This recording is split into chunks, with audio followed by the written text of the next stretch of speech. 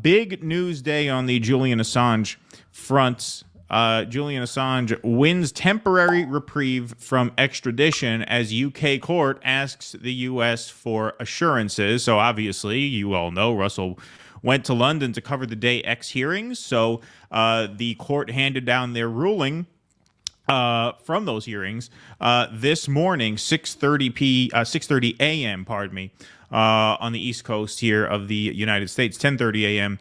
London time.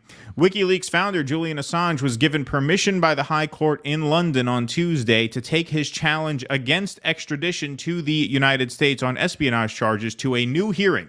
The court ruled that Assange could pursue his appeal at a full hearing unless the U.S. provided satisfactory assurances, quote unquote, on the questions of whether he was able to rely on the First Amendment of the Constitution and whether he could be subject to the death penalty. It added that he should not be prejudiced at trial or sentenced by reason of his nationality.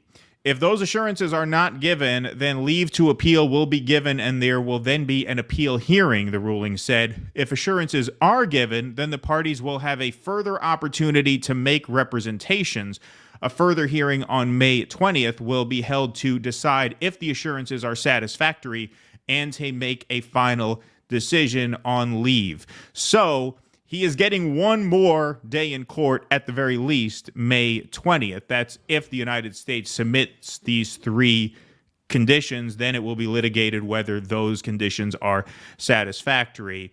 If they decline to submit them, or if it is deemed that those are not satisfactory, then Julian Assange could grant a full next hearing. So at the very least, he has won another day in court, which honestly is more than I thought he was going to win. A court in London, this is from the WikiLeaks account at 8:06 Eastern Time this morning, has granted Julian Assange the right to appeal his extradition only on limited grounds. The U.S. only has to provide certain assurances that are accepted by the judges for the U.K. to then grant extradition. The concerns that arise under these grounds may be capable of being addressed by assurances. These are the same ones that are in the article: that the applicant is permitted to rely on the First Amendment, that the applicant is not prejudiced at trial, and that the death penalty is basically going to be off the table. Here is Julian's wife, Stella, making an appearance outside of the courthouse. This was the site of the Day X hearings and the site where the ruling came down. And so here she is this morning speaking about this ruling and the next steps. Julian is just a few days away from the 5th anniversary of his arrest and imprisonment in Belmarsh prison. He has been in Belmarsh for 5 years without conviction, and the charges against him are to punish him for publishing the truth, for publishing evidence of the war crimes committed by the country that is trying to extradite him. Now, the UK courts have invited the United States to issue assurances. The Biden administration should not issue assurances. They should drop this shameful case that should never have been brought. Julian should never have been imprisoned for a single day. This is a shame on every democracy. Julian is a political prisoner. He is a publisher, and he is being published for expressing his political opinion, for expressing freedom of the press in its purest form. Free Julian. I ask everyone to rally behind him and call for his freedom, call for the Biden administration to drop the case and support House Resolution 934 before the U.S. Congress to drop this case. Thank you. Okay, so like I said, I was expecting the worst this morning, and so this is good news compared to that, obviously. This is also significant in my view in that this is the first time where you've seen publicly the UK court really put the ball back in Joe Biden's court. Now, it's absurd that they have not dropped the charges already, especially when you consider the fact that Barack Obama chose not to prosecute. It was Trump who allowed this to happen. It was Mike Pompeo who twisted his arm into this, obviously. And then once Trump was gone and Biden was back, why wasn't that the end of it? Like, why has this not happened? Biden hasn't had to answer for this at all. And now he's going to have to answer for this because now the ball is very squarely in his court. Now, I understand you could say, well, technically it always was since he took office, but not in this public a way. We heard a report from the Wall Street Journal, which Dave DeCamp at antiwar.com reported on as well, talking about a possible plea deal in the offing. We don't have that confirmed, but there are sources, within Washington who says that, yes, that could very well be on offer. Is Biden going to try and leverage that plea deal against this extradition lifeline here? In other words, is he going to say, listen, take the deal so we don't have to go through this? Because if he takes the plea deal that they outlined in that piece, his sentence would be almost over. He would be a free man shortly after pleading guilty, assuming that reporting is accurate, which we have no reason to think it's not. We can't prove it, obviously. So the question right now is how much pressure will Biden feel to do what is obviously the right thing, which is drop the charges altogether. That's what she said. She's 100% right. That's obviously the right thing to do. But the question now is, given this lifeline, given this 2-month period of time, what happens in the interim? Do they try to get him to make a deal? Does he accept that deal? Does he try to win on May 20th? Are these assurances that they give him going to be satisfactory to the UK court? There's a lot of question marks in the air right now, but relative to the news I was expecting, it's a good day for him. And I know that sounds bizarre to say because obviously what's happening to him is profoundly unjust.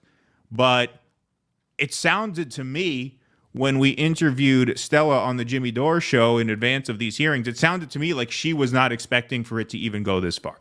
It sounds to me like most people were expecting that Day X hearing to fail entirely and he would be on his way to the U.S. for all intents and purposes by now.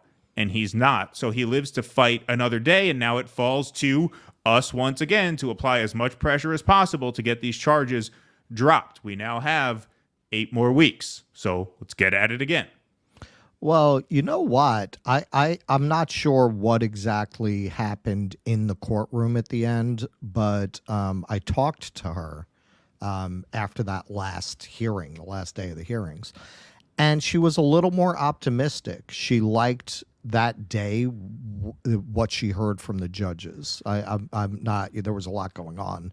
I couldn't get into in depth with her. But that last day, she was feeling more positive about the kinds of questions the judges asked and what went on in the courtroom that she had the day before. So it seems that the last day of the hearing, something changed in the judges' questioning and attitudes.